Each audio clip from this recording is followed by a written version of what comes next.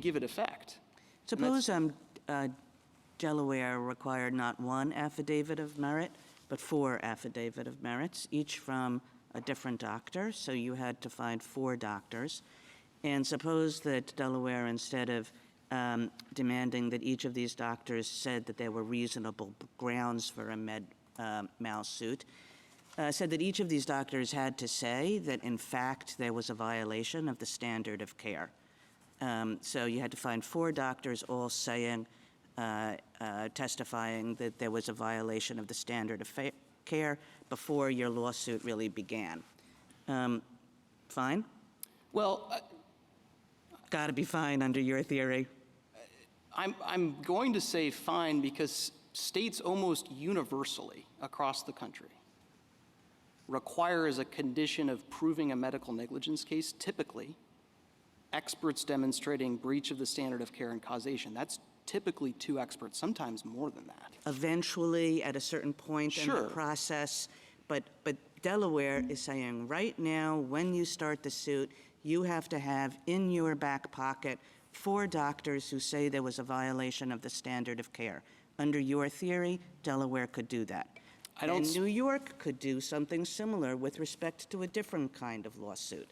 Then California could do something similar with respect to a different kind of law school suit. All of these requirements effectively forcing a person to prove her case before the case really gets started. That's like if there's anything you know is a violation of the whole idea of the federal rules, that's it. Well, again, I think you have to do the Erie analysis, and that was the same concern. You don't have to do the Erie analysis because the federal rules are there to tell you that that conflicts with it. You never get to the Erie analysis. So, understood, Justice Kagan.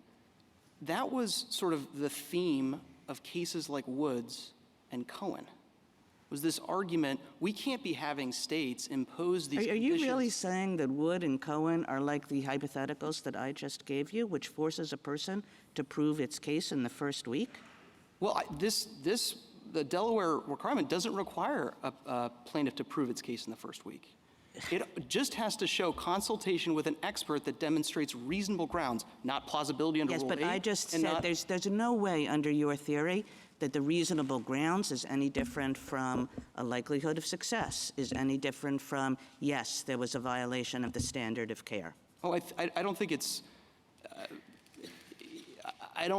nearly that onerous. And the Delaware Supreme Court has made very clear that it's not that onerous. Literally, the affidavit needs only say exactly what the statutory text or the functional equivalent says, and that was the Dishman case from Delaware Supreme Court in 2011. So it's a prophylactic measure. I do think it's similar to a bond requirement. Do this thing, satisfy this requirement. If you can't do that, you can't maintain the cause of action. And that's all Delaware is doing. And other states have done it to good effect through their medical malpractice reform laws. And as the American Hospital Association brief explains, they have been very, very important in limiting frivolous medical negligence cases just like this one, which was filed by a pro se plaintiff who couldn't obtain that sort of basic prophylactic measure. So if Cohen can condition a shareholder derivative suit on obtaining a bond, it's really hard to understand why Delaware can't regulate claims for medical malpractice by requiring an affidavit. And if petitioners or if defendants can bring those issues to the court using the federal rules without conflict, Hannah says you have to enforce those requirements because the modes of enforcing them don't have to be the same, but the law has to be applied the same across the 2 judicial systems.